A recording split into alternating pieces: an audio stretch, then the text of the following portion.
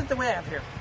This is called the Helicycle. It's a single-place helicopter that we build in Nampa, Idaho.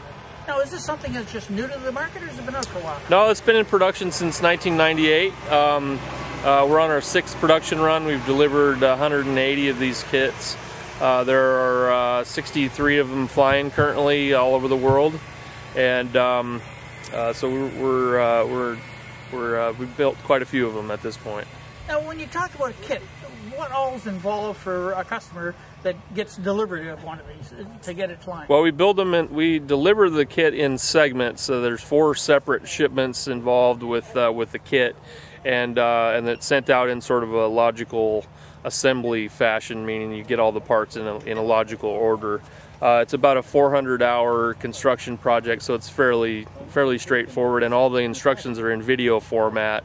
So we're not asking you to sort through a bunch of drawings. The customer watches the construction on a video, and it shows them how to do each phase of the construction.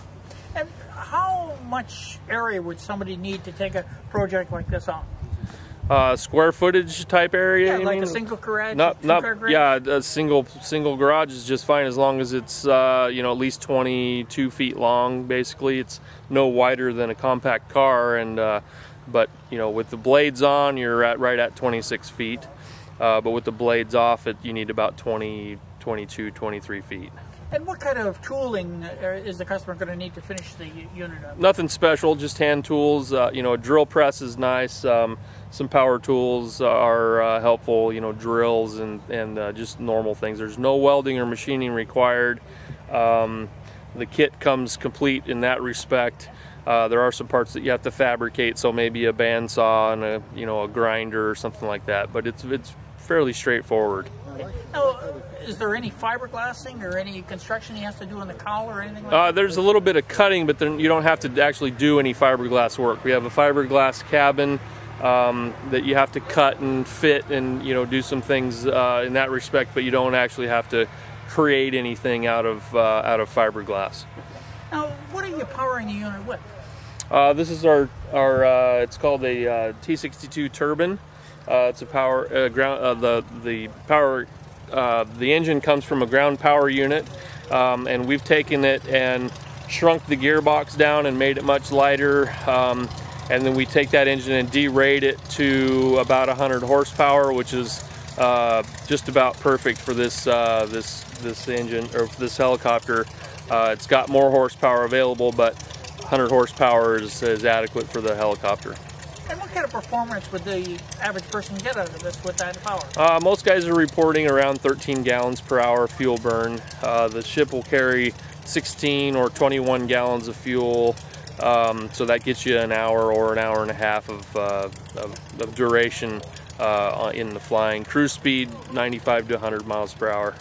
Now, we talked a little bit about the engine, but there's a reduction drive and so on and so forth that's involved in that as well, is there not? Yeah. And that's what, and this is our gearbox here. The engine operates normally at 62,000 RPMs. So we have there's a planetary reduction inside here, and then a 2-to-1 reduction. So the ultimate output is 3,000 RPMs.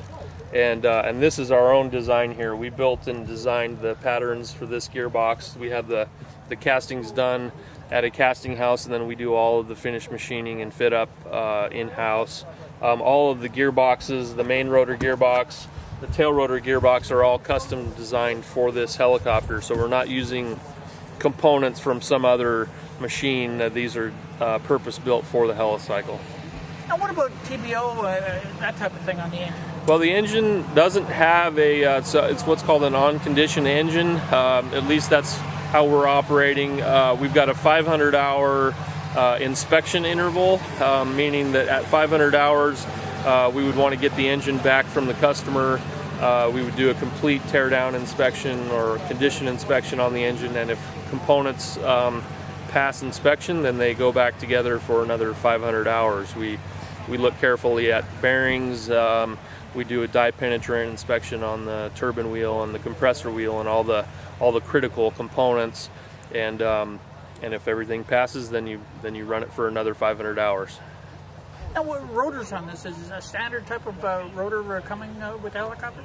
Yeah, we build all these rotors. It's a standard 2-blade rotor system, but it's got a lot of it's a solid leading edge spar and a bonded and riveted skin. So it's got a lot of it's a fairly heavy blade, and it's got a lot of rotor inertia. So it does good for auto rotations.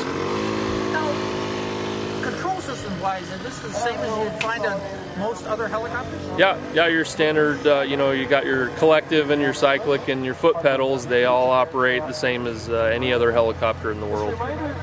So if somebody was interested in getting one of these, what kind of delivery times are you looking at to get delivery of a kit? Well, you've got to get into our production run. Our current production run is sold out. Our next production run would start sometime December 2012. And the best way to do it is just to get in touch with us at the factory. Our factory is Eagle R&D is our company name, and we're in Nampa, Idaho. Helicycle.com, Helicycle.com is the website, and all of our contact information is there. You can call us anytime, and we can get you set up on the next production run. Thank you very much for your time. You're welcome.